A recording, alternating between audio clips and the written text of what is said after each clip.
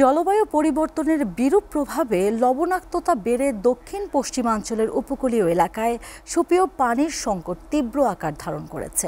সংকট নিরসনে ৩ দশকের বেশি সময় ধরে সরকারি বেসরকারি নানা উদ্যোগ আর শত কোটি টাকা বাজেট বরাদ্দ হলেও তা টেকসই হয়নি।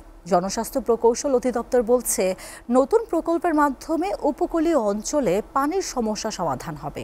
আর বিশেষজ্ঞদের মত, প্রকল্প দিয়েও পানি সংকট সমাধান করা সম্ভব নয়। খুলনা থেকে রকিবুল ইসলাম মতির প্রতিবেদন। উপকূলীয় এলাকার নারী, পুরুষ, শিশু, বৃদ্ধ নির্বিশেষে সবাইকে পরিবারের জন্য সুপেয় পানি সংগ্রহে মাইলের পর মাইল পথ পাড়ি দিতে হচ্ছে।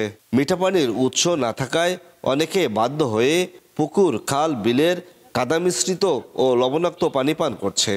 এতে চরম স্বাস্থ্য ঝুঁকিতে পড়েছেন উপকূলের লাখো মানুষ।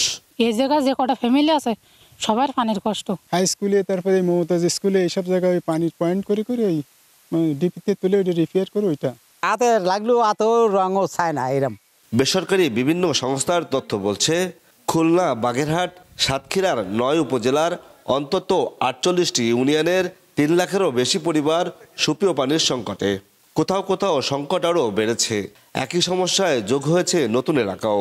অনেকে মানুষ আছে অন্য পানি খাচ্ছে, এতে অনেক সমস্যা মানুষের।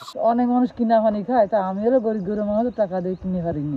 গত ৫ বছরে ৩ উপকূলীয় জেলায় সুপেয় পানির সংকট নিরসনে ৬০০ কোটি টাকার বেশি ব্যয়ে সরকারি ৮টি প্রকল্প বাস্তবায়ন হয়েছে। তবে দীর্ঘমেয়াদে ফল পাওয়া যায়নি কোনো প্রকল্পে। জনস্বাস্থ্য প্রকৌশলী অধিদপ্তর বলছে, সব পর্যায়ে প্রকল্পগুলো রক্ষণাবেক্ষণ বড় চ্যালেঞ্জ।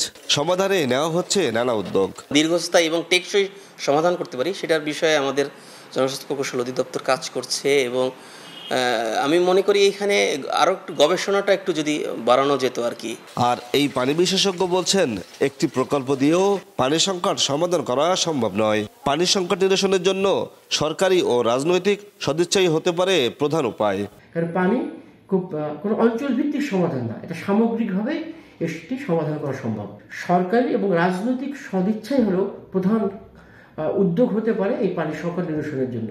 গবেষকরা বলছেন, এসব অঞ্চলে পানির সমস্যার টেকসই সমাধান, বৃষ্টির পানি সংরক্ষণের দীর্ঘমেয়াদী প্রকল্প গ্রহণ ও ভবিষ্যতে সমুদ্রের পানি শোধনের জন্য ব্যবস্থা নিতে হবে। রকিবুল ইসলাম মতি, এসএ টিভি, খুলনা।